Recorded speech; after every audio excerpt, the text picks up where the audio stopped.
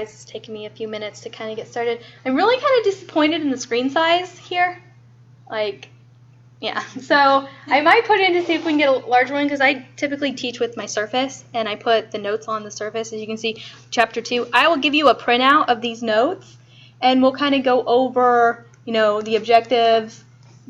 I think it kind of helps when you're sort of, trying to write down definitions and stuff. The definitions will be there. Basically, it's all the kind of highlights for the book. I took screenshots of your book, so when we log on to Alex, you can kind of see what it exactly is. And then I put homework problems or back of the book problems right next to like the definitions and say, okay, well, here's what the definition is saying, but let's apply it to a problem. And so there'll be the same type of problems you do.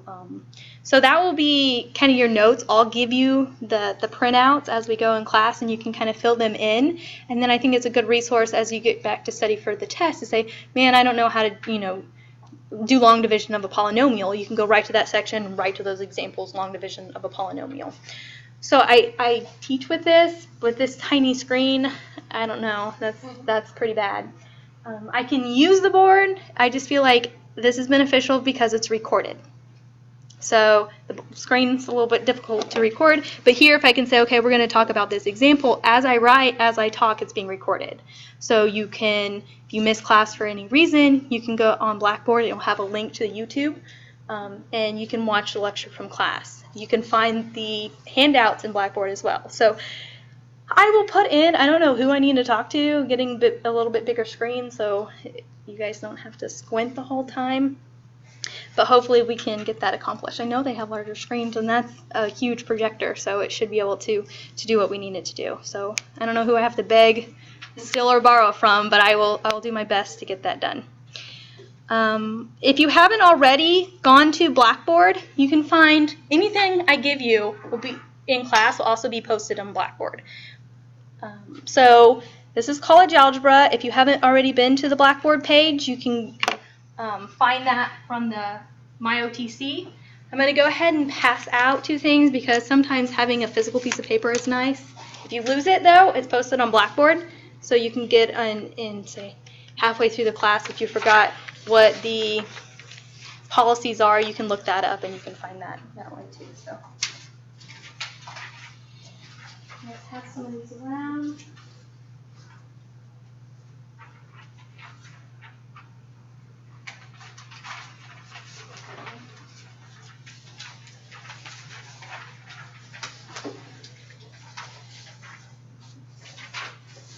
This is a small class, so hopefully you guys can feel like somewhat comfortable. If you have questions, to let me know as we go through the lecture. I'll probably put a lot on the board and walk around and watch you.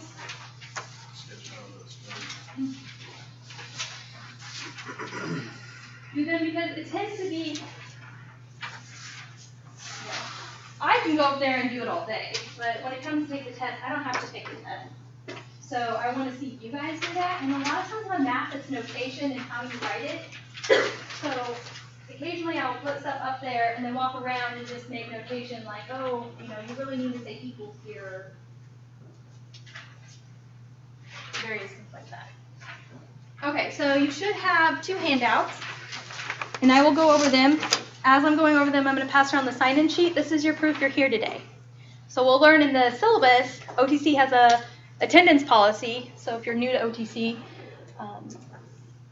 attendance is mandatory and it's reported. And if you miss, for this class, if you miss 10 days or 2 consecutive weeks. So if you miss 10 days or 6 days in a row, I have to withdraw you.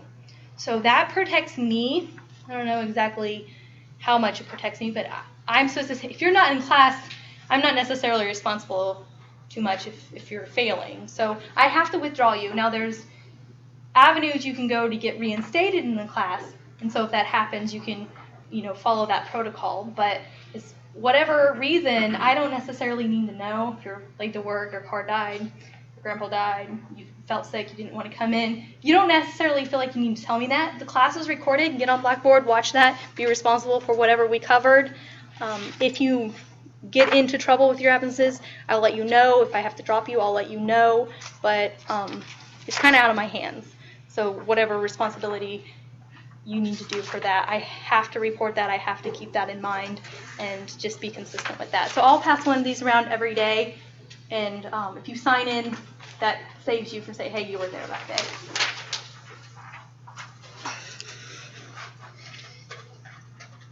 All right, so I want to go over the syllabus. Most things, like I said before, will be in Blackboard, and you'll probably use this tab, my printer right here, and the Alex tab the most. Sometimes my computer doesn't want to respond. There we go. So handouts and lectures. So we go to Blackboard and we click on that handout and lecture tab. You'll see syllabus and class outline. That is the lecture I'm going over right now. So there will be a link there. There will be a link there for you to go to this video. So if you, chapter 2 will be where I have the print off for the document. So if I open this Word document, this is kind of where I've taken that screenshots of the book. I said, okay, these are the important things, you know, the section we're covering. Practice examples using the vertical line test. What's the definition of the vertical line test? Examples. If I apply this vertical line test, is this a one-to-one function? So I will print them off. There's only about 15 of you guys in here, so I feel like I can print those off and have them ready, and I'll pass them out every day. But if you're not here, or you have a blank copy, you want a blank copy of it, you can find that on Blackboard. So those will be posted for the whole chapter as we start the chapter. So I'll do chapter 3's after you take chapter 2's test, and everything for chapter 3 will be there. The Alex, so how many of you used Alex before? So more than half? Right. Alex is our online homework system, so you'll work in Alex hopefully every time we cover a section. All the sections are due the day before the test. You have unlimited attempts at each homework, so you can get 100%. If you go through and take the homework assignment, you can get your points that way. Going back to, so I put a link to Alex in Blackboard, but you don't have to go through Blackboard to get on Alex. You can just go to alex.com. So if you have never had an Alex account before, you'll have to create one. And probably the most important thing on the syllabus is the numbers for the course. So if I went to Alex and I said I was a new student, so I need to sign up now, I need to put my course code in there. So there's a course code, and below the course code is your financial aid access code. You can have access to Alex for 14 days for free, so you don't have to pay anything at this point. If you bought a textbook at the bookstore, you will have an access code in it. So when it says how you want to pay, or do you have an access code, purchase an access code, or use your financial aid access code, you can put that in there. So if I put my course code in here, what is it, TM4G-RFMCR, and I go to continue, it will confirm you're looking for this college algebra class taught by instructor Van Ryan. So then you can continue on there, and then it'll ask you, have you ever used Alex before, or if you've never used it, or if you have a logon. If you've never used it before, it's asking you to create a login. Be careful with, use the name that OTC knows, because I need to be able to match you guys up. So continue. If you have a married name or something like that, just let me know too, so I can say, okay, this person, is with this person. Have an access code. So this is your financial aid access code. You can have free access, so you can go home and work on assignments this week without purchasing anything for 14 days. Purchase an access code. So you can purchase a code. If you purchase the code, you need to purchase the 18-week code, because our class is actually 17 weeks. It's 16, but then with finals, it's 17 weeks. So, I mean, really, you can't get away with 11 weeks. You have to purchase the 18-week one. And the prices are there, so you can get the interactive ebook. And I don't know the difference in the interactive ebook and just the access code. So you could purchase just the access code. I think the interactive ebooks has videos embedded into the and the access code. I think it still has the ebook. I'm not 100% sure, but it still has the ebook. It's just not interactive. There's no links to click or anything like that. It's just the book. And then you can purchase it and put in your information, credit card, PayPal, whatnot there. If you're not 100% sure you want to stay in this class, just do the free access, the 14 days, and you can purchase it in a week or 2 weeks. Does anyone have any questions on Alex? I've done it before, but okay. I don't remember my stuff. What it is, do you do your first initial and last name thing? It's up to you.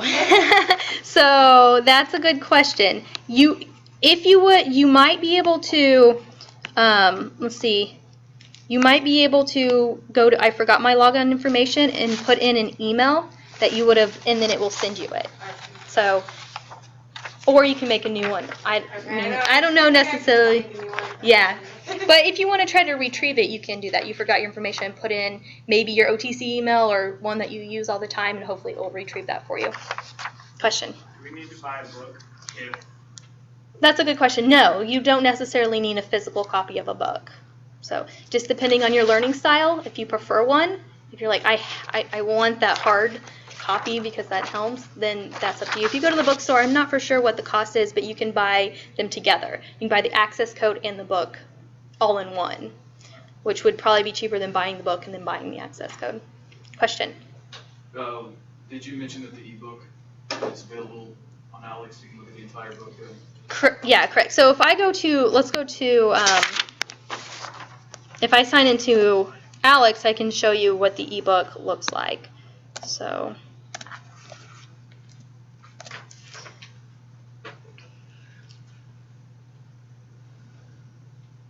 I want to go to this class. So yeah, you have, and how I made the lectures is I went to the ebook and I did screenshots of things that I thought was beneficial. So, this would be, the ebook. So it does it page by, or section by section. So, this is chapter 2.1, and if we just go through almost a PDF, with the nice thing about it is you can zoom in,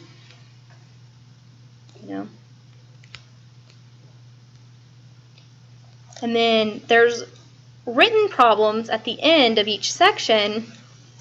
I don't assign them specifically because you have Alex, and within Alex there's two parts of Alex, which I'll get to, but I might pull these up in class and say, how would you do this problem, because this is going to be an Alex problem. Now, I'll be honest, there's a little disconnect between the math and Alex, right? Because you go to plot a point, on your paper, you know how to do that. On Alex, you'll have to use a graphing, simulator, and as we get into graphing functions, they'll be like exponential functions. So, you say, oh, I would graph it this way on paper. There's a little bit of disconnect in Alex because they'll want to find the horizontal asymptote, and they'll want to find a point, and then I'll have you click two buttons and it will graph it for you. And last semester when I taught this class, a lot of students were really disconnected from it. They're like, all I had to do is find the horizontal asymptote and click two buttons, and it graphed it for me. So they weren't physically graphing it, but I go, that's all you need to do it on paper. Horizontal asymptote and 2 points, and then you connect the dots. They just missed that from Alex. So I try to be on top of that, and I'll try to give you some written quizzes kind of in class. With assistance, we'll talk about them, we'll kind of do them together, but I will collect them and grade them and put them in Alex. So you'll get some feedback of your written work, because I don't want you to come to the exam and be the first time you have a pencil and paper doing math versus doing it on Alex. So that's another thing we recommend, is you keep an Alex notebook and try to write out those problems. Like if this was a test problem, how would you answer it, right? Versus a multiple choice Alex problem, because they're not going to be like that on the test. But I think it's good practice because it allows you to make a mistake. It allows you to go through and get another problem. It allows you to learn from that. Versus, paper, you could write it down and never know you made a mistake, never even look at it again. So it walks you through that process. So this is the ebook that comes along with it. Occasionally, I'll pull this up in class. They have videos, that interactive, you can watch different lectures. So if something's not clicking the way I said it, you can go and watch those lectures, that video, and hopefully within Alex they'll have some example type problems that hopefully they can get it to click. All right, so we talked about the lecture in hand, and then Alex, go back to,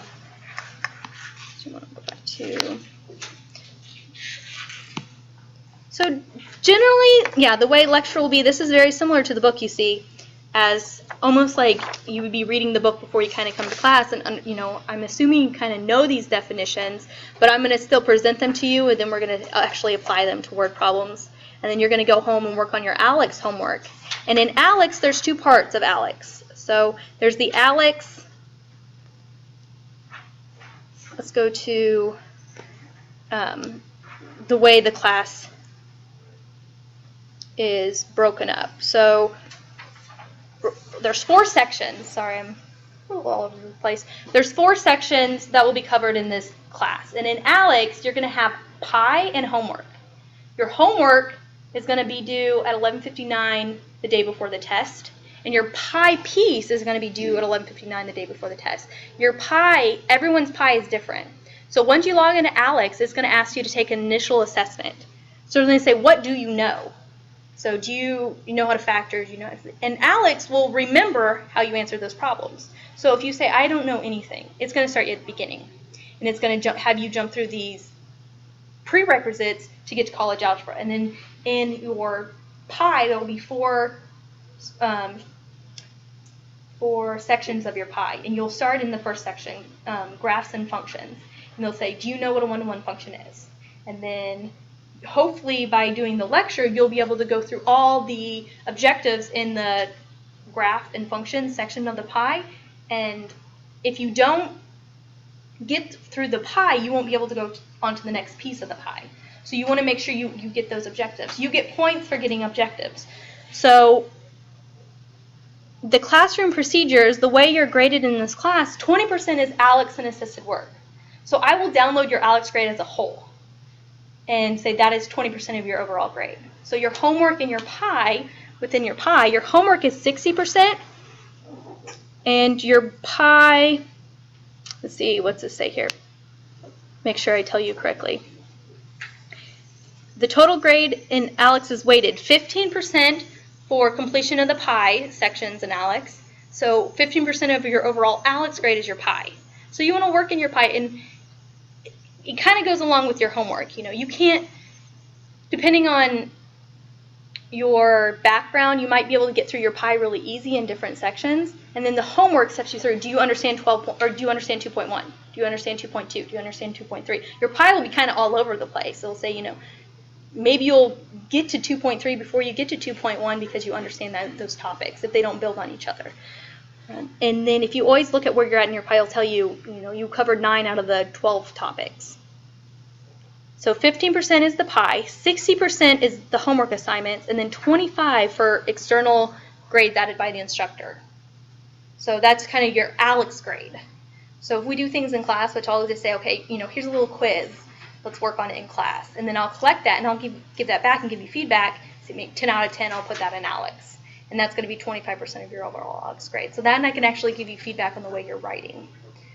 So it gets a little confusing when I'm like, oh, it's 20% of 25%. But once it's all in Alex, it kind of makes sense because I download that, and you'll have 93% in Alex. That will be 20% of your overall class grade. 60% are tests. So we have 4 tests, 15% each. So a test is worth almost as much as all of Alex together, right? The final is worth 20%. The final can replace your lowest test grade.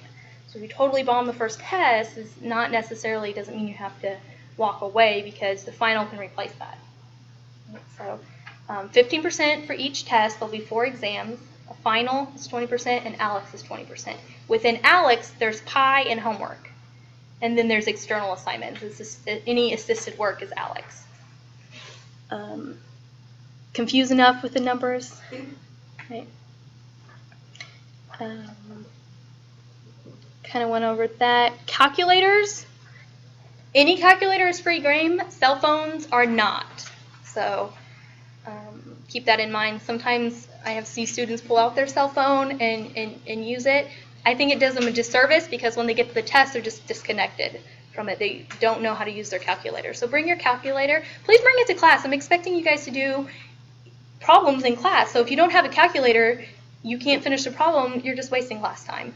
You're not coming prepared. So bring your calculators to class.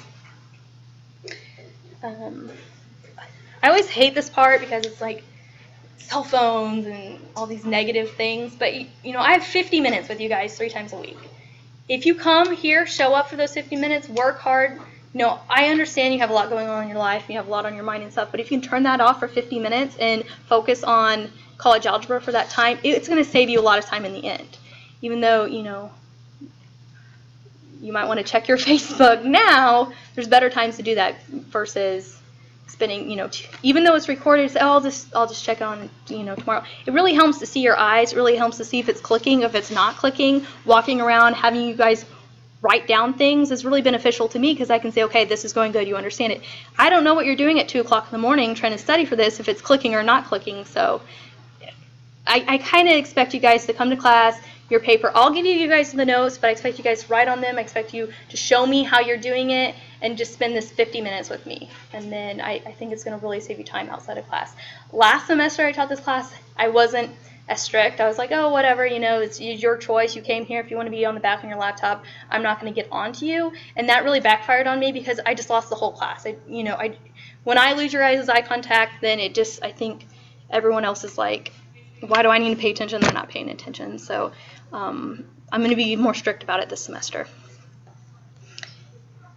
The policies, you can read this. It's on Blackboard. The thing I want to highlight is the withdrawal policy at OTC. Where did it go?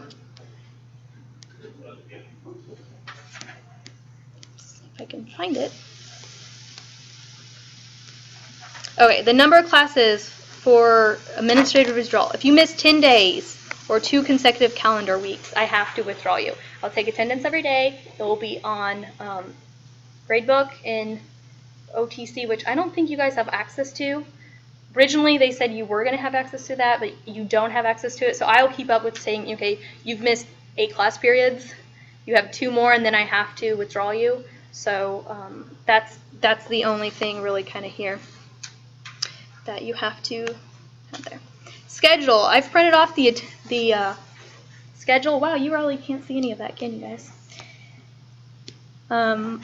So today is just syllabus outline Alex. Hopefully tonight you guys go home and put in that access code and get registered so I can say, okay, my class, all my students are there, and you can see everything for Chapter 2. You can work in your Pi for Chapter 2. You can open any of the homework assignments.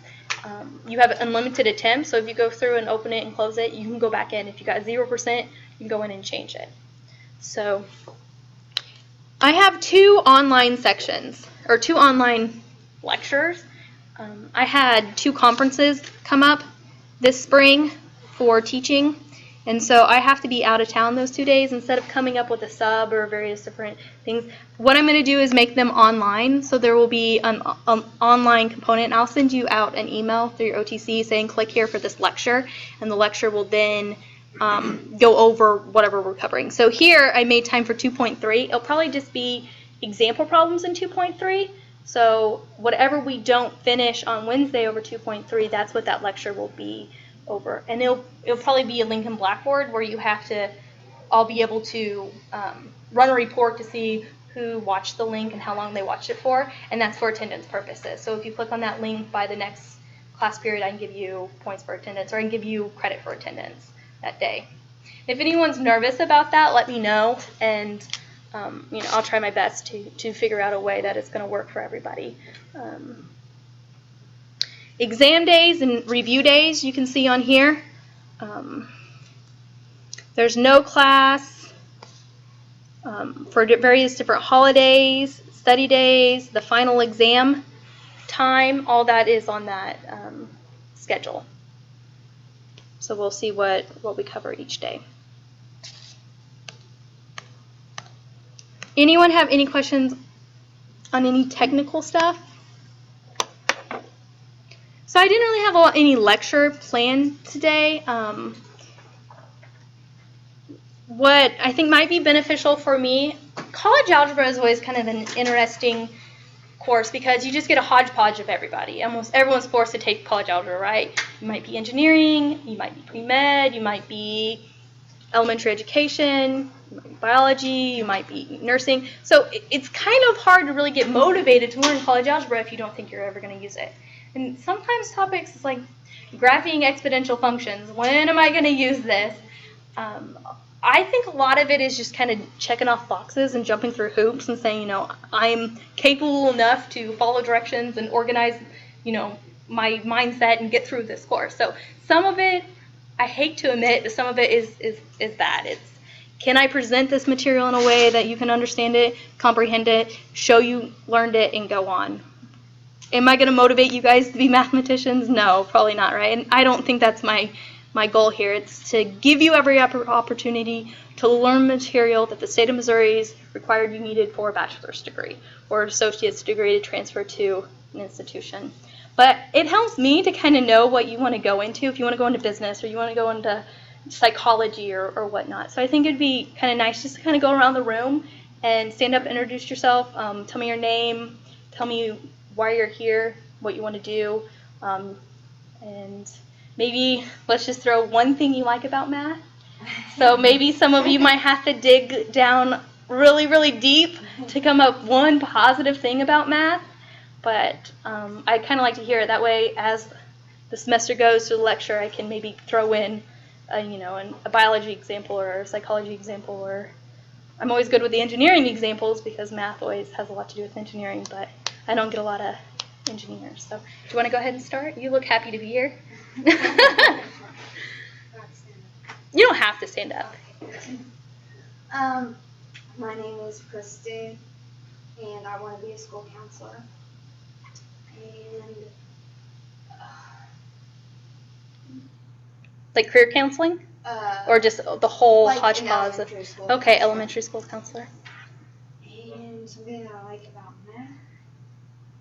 Or a positive thing about math. I mean, it's interesting sometimes. Oh, it could be interesting, okay.